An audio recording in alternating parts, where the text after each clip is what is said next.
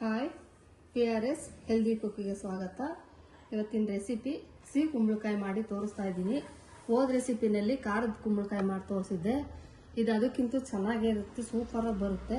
ಹೇಗೆ ಮಾಡೋದಂತ ತೋರಿಸ್ತೀನಿ. ಇದಕ್ಕೆ ಬೇಕಾಗಿರುವಂಥ ಐಟಮ್ ತೋರಿಸ್ತೀನಿ, ನೋಡ್ಕೊಳ್ಳಿ. ಕುಂಬಳಕಾಯಿ ಇದೇ ಇಷ್ಟಿಷ್ಟೇ ಕಟ್ ಮಾಡ್ಕೊಳ್ಳಿ. ಇಷ್ಟಿಷ್ಟು ಕಟ್ ಮಾಡ್ಕೊಂಡ್ರೆ ರೀಸನ್ ಏನಕ್ಕಪ್ಪ ಅಂದರೆ ಬೇಗ ಬೆಂದ್ಬಿಡುತ್ತೆ. ಕುಂಬಳಕಾಯಿ, ಬೆಲ್ಲ, ಗಸಗಸೆ ಸ್ವಲ್ಪ ಬಿಸಿ ಮಾಡ್ಕೊಂಡಿದ್ದೀನಿ. ಸ್ವಲ್ಪ ಎಷ್ಟಂದ್ರೆ ಸುಮ್ಮನೆ ಬಾಣ್ಲಿಗೆ ಹಾಕಿ ಚಟ ಅಂತಿದ್ದಂಗೆ ತೆಗೆದುಬಿಡಿ. ಗಸಗಸೆ, ಒಣಕೊಬ್ಬರಿ, ಏಲಕ್ಕಿ, ಇದಕ್ಕೇನು ಐಟಮ್ಸ್ ಏನು ಜಾಸ್ತಿ ಬೇಕಾಗಿಲ್ಲ, ತುಂಬ ಚೆನ್ನಾಗಿರುತ್ತೆ. ಹೇಗೆ ಮಾಡೋದಂತ ತೋರಿಸ್ತೀನಿ, ನೋಡ್ಕೊಳ್ಳಿ. ನೋಡಿ, ತಪ್ಪಲೆಗೆ ಫಸ್ಟು ಕುಂಬಳಕಾಯಿ ಹಾಕ್ತಾ ಇದ್ದೀನಿ. ಕುಂಬಳಕಾಯಿ ಹಾಕ್ಬಿಟ್ಟು ಇದಕ್ಕೆ ಜಾಸ್ತಿ ನೀರು ಹಾಕಬೇಡಿ, ಮತ್ತೆ ಕುಕ್ಕರಲ್ಲಿ ಇಡಕ್ಕೆ ಹೋಗ್ಬೇಡಿ.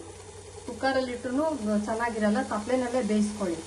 ಎಷ್ಟು ಒಂದು 1/4 ಗ್ಲಾಸ್ ನೀರು ಹಾಕ್ಬಿಟ್ಟು ಬೇಯಕ್ಕೆ ಬಿಡಿ. ನೋಡಿ, ಇಲ್ಲಿ ಒಂದು 1/4 ಗ್ಲಾಸ್ ನೀರು ಹಾಕಿದ್ದೀನಿ.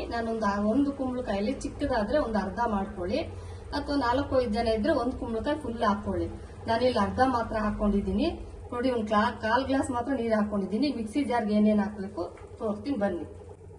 ನೋಡಿ, ಮಿಕ್ಸಿ ಜಾರ್ಗೆ ಒಣಗಿದ ಕೊಬ್ಬರಿನೂ ಹಾಕ್ತಾ ಇದ್ದೀನಿ. ಗಸಗಸೆನೂ ಅದಕ್ಕೆ ಹಾಕೊಂಡ್ಬಿಡಿ. ಏಲಕ್ಕಿನೂ ಅದಕ್ಕೆ ಹಾಕ್ತಾ ಇದ್ದೀನಿ. ನೋಡಿ, ರುಬ್ಕೊಳ್ಳಿ, ನುಣ್ಣಗೆ ರುಬ್ಕೊಳ್ಳಿ. ನೋಡಿ, ಏಲಕ್ಕಿ, ಒಣಗಿದ ಕೊಬ್ಬರಿ, ಗಸಗಸೆ ಮೂರನ್ನು ಹಾಕ್ಬಿಟ್ಟು ಇಷ್ಟು ನುಣ್ಣಗೆ ನೀವು ರುಬ್ಕೊಳ್ಳಿ. ಇಷ್ಟೇ ನುಣ್ಣಗೆ ರುಬ್ಕೊಳ್ಳಿ, ತುಂಬ ಚೆನ್ನಾಗಿ ಬರುತ್ತೆ. ಹೇಳ್ಕೊಡ್ತೀನಿ, ನೋಡ್ಕೊಳ್ಳಿ. ನೋಡಿ, ಕುಂಬಳಕಾಯಿ ಬೆಂದಿದೆ.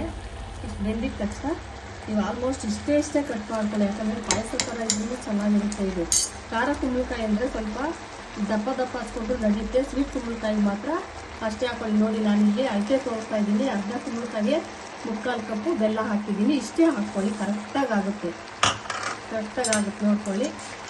ಈ ಥರ ತಿರುಗಿಸ್ಕೊಂಡು ಒಂದು 2 ಮಿನಿಟ್ಸ್ ಬಿಟ್ಬಿಡಿ.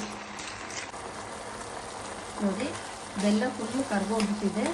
ಬೆಲ್ಲ ಫುಲ್ಲು ಕರ್ಗೋಗ್ಬಿಟ್ಟಿದೆ. ಮತ್ತು ಈ ಥರ ಹಣ್ಣು ಬಂದಿದೆ. ಈ ಥರ ಇದ್ದರೆ ತುಂಬ ಸಖತ್ತಾಗಿ ಬಂದಿದೆ.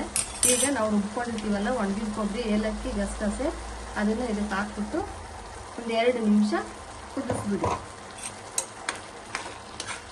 ಈ ಥರ ಕುದಿಸ್ಕೊಂಡ್ಬಿಟ್ಟು ಇದು ಫುಲ್ಲು ನೀರು ಹಿಂಗಿದ ತಕ್ಷಣ ಸ್ಟವ್ ಆಫ್ ಮಾಡ್ಕೊಳ್ಳಿ. ನೋಡಿ, ಬಿಸಿ ಸ್ವೀಟ್ ಕುಂಬಳಕಾಯಿ ರೆಡಿಯಾಗಿದೆ.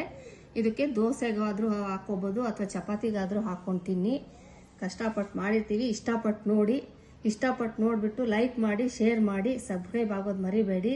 ಪ್ಲೀಸ್ ಸಬ್ಸ್ಕ್ರೈಬ್ ಆಗಿ. Okay, bye, thank you.